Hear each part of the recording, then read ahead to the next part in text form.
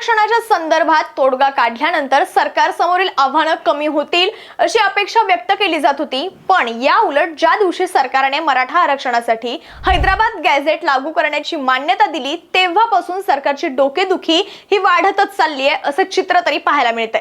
मराठा आरक्षणासंदर्भात निर्णय घेतल्यानंतर आता बंजारा समाजाकडून सुद्धा हैदराबाद गॅझेट नुसार आरक्षणाची मागणी करण्यात येते। बंजारा समाजाला एसटी मधून आरक्षण मिळावं आणि त्यासाठी हैदराबाद एनटी ऐवजी अनुसूचित जमाती म्हणजेच एसटी प्रवर्गातून आरक्षण मिळावं अशी मागणी बंजारा समाजाकडून जोर धरू लागली आहे। राज्यामध्ये बंजारा समाज हा सध्या VJNTA या प्रवर्गात आहे, पण निजामकालीन हैदराबाद गॅझेट नुसार बंजारा समाजाचा उल्लेख आदिवासी प्रवर्गात असल्यामुळे या बंजारा समाजाला अनुसूचित जमाती म्हणजेच एसटी मधून आरक्षणाचा लाभ मिळावा अशी मागणी करण्यात येते। या सगळ्याचा विचार करता मराठा समाजानंतर आता बंजारा समाजाकडून देखील सरकारची कोंडी केली जाणार आणि सरकार समोरील अडचणी वाढणार हे कितीही नाही म्हटलं तरी हेच चित्र स्पष्ट होते। आता महत्त्वाचा प्रश्न उरतो की बंजारा समाज जर आता या हैदराबाद गॅझेट नुसार आरक्षणाची मागणी करत असेल तर सध्या कोणकोणत्या राज्यामध्ये बंजारा समाज हा आदिवासी प्रवर्गात आहे?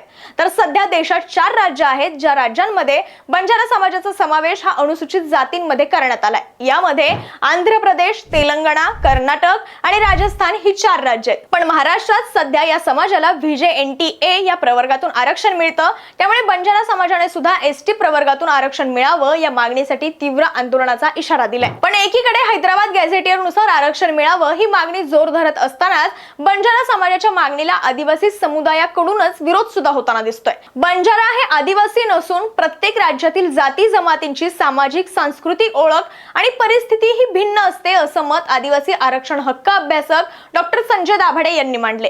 एका राज्यात ओबीसी तर दुसऱ्या राज्यात दलित अशी देखील परिस्थिती असते। तसंच बंजारा हे तेलंगणात देखील ओबीसीत होते, मात्र 1976 साली त्यांनी आदिवासी प्रवर्गात शिरकाव केला, तो राजकीय दबाव निर्माण करून असं देखील दाभाडे यांचं मत आहे। आणि 1976 साली आदिवासी प्रवर्गात शिरकाव केल्यानंतर त्या विरोधात तेलंगणातील आदिवासी अजूनही लढतायत। त्यांचा सर्वोच्च न्यायालयामध्ये खटला देखील सुरू आहे आणि आम्ही तेलंगणामध्ये असलेल्या मूळ आदिवासींच्या सोबत आहोत अशी ठाम भूमिका डॉक्टर संजय दाभाडे यांनी मांडली आहे। तसंच तेलंगणामध्ये आता जरी बंजारा समाज हे आदिवासी प्रवर्गात असले तरी ते महाराष्ट्रात ओबीसी व विमुक्तच आहेत आणि ते त्याच प्रवर्गात राहतील। आम्ही महाराष्ट्रात त्यांना आदिवासी मध्ये घुसखोरी करू देणार नाही असा आक्रमक पवित्रा दाभाडे यांनी घेतलाय। बंजारा समाजाच्या या मागणीमुळे सरकारची डोकेदुखी वाढत असली तरी आता निवडणुकांच्या पार्श्वभूमीवर वातावरण आपल्या बाजूने करून घेण्यासाठी सरकार बंजारा समाजाला देखील हैदराबाद गॅझेट नुसार आरक्षण देण्यासाठी तयार होईल का, यावर तुमचं मत कमेंट बॉक्स मध्ये नक्की सांगा आणि TOD मराठीला फॉलो करायला विसरू नका।